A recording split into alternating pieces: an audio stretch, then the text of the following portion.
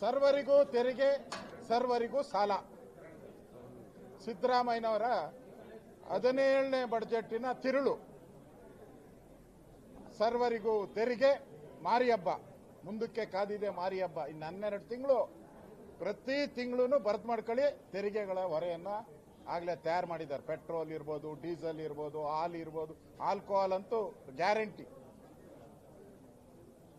ಇದು ಸಿದ್ದರಾಮಯ್ಯನವರ ಕಳಪೆ ಬಜೆಟ್. ಇದು ಕಳೆದ 3 ವರ್ಷದಲ್ಲಿ 4.5 ಲಕ್ಷ ಕೋಟಿ ಸಾಲ ಮಾಡಿದ್ದಾರೆ ಸಿದ್ದರಾಮಯ್ಯ. 4.5 ಲಕ್ಷ ಕೋಟಿ. ನಮ್ದು ಈಗ 8 ಲಕ್ಷ ಕೋಟಿ,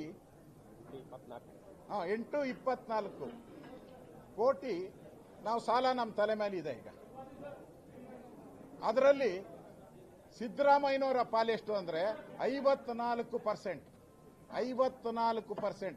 ಇನ್ನೆರಡು ವರ್ಷದ್ದು ಏನನ ಸೇರಿಸ್ಕೊಂಡ್ಬಿಟ್ರೆ ಸಿದ್ದರಾಮಯ್ಯನವ್ರದ್ದು 60%. ಹೆಂಗೂ ಕಮಿಷನ್ 60% ಹೊಡಿತಾವ್ರೆ. ಆ ಕಮಿಷನ್ಗೆ ಕರೆಕ್ಟಾಗಿ ಇವ್ರ ಶೇರುನು ಸಾಲನೂ ಕೂಡ ಇದೆ. ಅಂದ್ರೆ ಸಾಲ ಮಾಡಿ ಸರ್ಕಾರ ನಡ್ಸಕ್ಕೆ ನೀ ಹಾಕ್ಬೇಕಪ್ಪ ಸಿದ್ದರಾಮಯ್ಯ, ನೀ ಹಾಕ್ಬೇಕು. ಯಾರೋ ಸಾಮಾನ್ಯ ಜನ ರೋಡ್ ಆಗಿರೋನು ಕೂಡ ಸಾಲ ಮಾಡಿ ತರಕಾರಿ ವ್ಯಾಪಾರ ಮಾಡೋನು ಕೂಡ ಮಾಡ್ತಾರೆ. ನೀನು ಏನೋ ಸ್ಪೆಷಲ್ಲು ನಾನು ಆದಾಯ ಮಾಡ್ತೀನಿ. ಅವ್ರ ಬಜೆಟ್ ಹೇಳಿದ್ದಾರೆ, ಕರ್ನಾಟಕದ ಜನತೆಗಳಿಗೆ ಕನಸಿನ ರೆಕ್ಕೆಗಳನ್ನ ಕೊಡ್ತೀನಿ ಅಂತ ಹೇಳಿದ್ದಾರೆ. ಕಳೆದ ಬಜೆಟ್ ಅಲ್ಲಿ ಎಲ್ಲರಿಗೂ ಕನಸಿನ ರೆಕ್ಕೆಗಳಂತೆ. ಇದೇನಾ ನಿಮ್ ಕನಸಿನ ರೆಕ್ಕೆಗಳು? ಸೋರಿಕೆ, ವಾಲ್ಮೀಕಿ ಹಗರಣದಲ್ಲಿ ಲೂಟಿ, ಆಸ್ಪತ್ರೆಗಳಲ್ಲಿ ಮೆಡಿಸಿನ್ ನಲ್ಲಿ ಲೂಟಿ, ಸೈಟ್ಗಳು ಮೂಡ ಸೈಟ್ ಲೂಟಿ.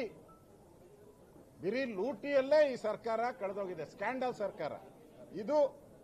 ಒಂದು ರೀತಿ ಯೋಜನಾ ಗಾತ್ರ ಏನಿದೆ ಅದು ಬರ್ತಾ ಬರ್ತಾ ಕುಸಿತಾ ಇದೆ. ನಮ್ಮ ಜಿಡಿಪಿ ಗ್ರೋತ್ ಏನಾಗಬೇಕಾಯಿತು ಅದು ಅಭಿವೃದ್ಧಿ ಮೇಲೆ ನಿಂತಿರೋದು. ಜಿಡಿಪಿ ಗ್ರೋತ್ ಈಗ ಅಭಿವೃದ್ಧಿ ಕಳೆದ 3 ವರ್ಷದಿಂದನೂ ಕಾಂಗ್ರೆಸ್ ಎಂಎಲ್ಎಗಳು ಹೇಳಿದ್ದಾರೆ. ಕಾಂಗ್ರೆಸ್ಸಿನ ರಾಷ್ಟ್ರೀಯ ಅಧ್ಯಕ್ಷರು ಒಂದು ಬಾಂಡ್ಲಿ ಮಣ್ಣು ಹಾಕಕ್ಕೂ ಯೋಗ್ಯತೆ ಇಲ್ಲ ರಸ್ತೆಗೆ ಅಂತೇಳಿ ಸನ್ಮಾನ್ಯ ಖರ್ಗೆ ಅವರು ಹೇಳಿದ್ದಾರೆ. ಕಲಬುರಗಿ ಇರ್ಬೋದು, ದಾವಣಗೆರೆ, ಬೇಕಾದಷ್ಟು ಕಾಂಗ್ರೆಸ್ ಎಂಎಲ್ಎಗಳೇ ಕೂಡ ಈಗಾಗಲೇ ಸರ್ಕಾರದ ವಿರುದ್ಧ ಹೇಳಿದ್ದಾರೆ. ಕೆಲವರಂತೂ ರಾಮನಗರದ ಎಂಎಲ್ಎ ಹೇಳಿದ್ದಾರೆ, ಈ ಸಿದ್ದರಾಮಯ್ಯ ಇದ್ರೆ ನಾನು ರಾಜೀನಾಮೆನೇ ಕೊಟ್ಬಿಡ್ತೀನಿ, ಡಿ.ಕೆ. ಶಿವಕುಮಾರ್ ಆಗಬೇಕು ಅಂತ ಅವ್ರು ಹೇಳಿದ್ದಾರೆ. ಅಂದ್ರೆ ಈ ಸರ್ಕಾರ ಇವತ್ತು ಬಜೆಟ್ ಅನ್ನ ಮಣ್ಣೆ ಮಾಡಿ ಇದೊಂದು ಜನಪರವಾದಂತ ಬಜೆಟ್ ಆಗಬೇಕಾಯಿತು. ಆದರೆ ಜನರಿಗೆ ಮೋಸ ಮಾಡುವಂತ ಬಜೆಟ್. ವಿಶೇಷವಾಗಿ ಬಡವರಿಗೆ ಅನ್ಯಾಯ ಮಾಡಿದ್ದಾರೆ. ರೈತರಿಗೆ ನೀರಾವರಿ ಯೋಜನೆಗೆ ಕೃಷ್ಣೆಯ ಕಣ್ಣೀರು ಅಂತೇಳಿ ಅವಾಗ ಯಡಿಯೂರಪ್ಪನವರು ಮುಖ್ಯಮಂತ್ರಿ ಇದ್ದಾಗ ಇವರೊಂದು ಪಾದಯಾತ್ರೆ ಎಲ್ಲ ಮಾಡಿದ್ರು. 50,000 ಕೋಟಿ ಕೊಡ್ತೀನಿ ಅಂದ್ರು. ಪ್ರತಿ ವರ್ಷ 10,000 ಅಂದ್ರು. ಈಗ ಇಡೀ ಬಜೆಟ್ ಅಲ್ಲಿ ಕಾವೇರಿ, ತುಂಗೆ ಎಲ್ಲದಕ್ಕೂ ಸೇರಿ ಕೃಷ್ಣೆ ಎಲ್ಲ 8,000 ಕೋಟಿಯನ್ನ ಇಟ್ಟಿದ್ದಾರೆ. ನೀರಾವರಿಗೆ 8,000 ಕೋಟಿ. ಯಾಕೆ?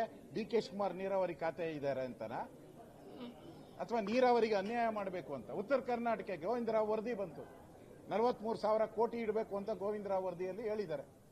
ಪ್ರತಿ ವರ್ಷ 15,000 ಕೋಟಿ ಎಲ್ಲಿದೆ ನಿಮ್ಮ ಬಜೆಟ್ ಅಲ್ಲಿ? ಉತ್ತರ ಕರ್ನಾಟಕವನ್ನು ನೆಗ್ಲೆಕ್ಟ್ ಮಾಡಿದ್ದೀರಾ.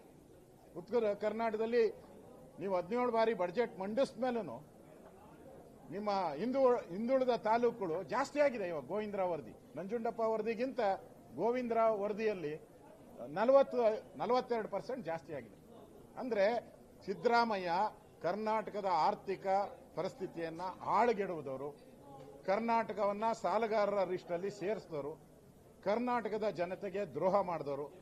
ಅದಕ್ಕೋಸ್ಕರ ಇವತ್ತು ಚೊಂಬಿನ ಮೆರವಣಿಗೆಯನ್ನ ನಾವು, ನಮ್ಮ ಅಧ್ಯಕ್ಷರು, ನಮ್ಮೆಲ್ಲ ಮುಖಂಡರು ನಾವು ಮಾಡಿದಿರಿ.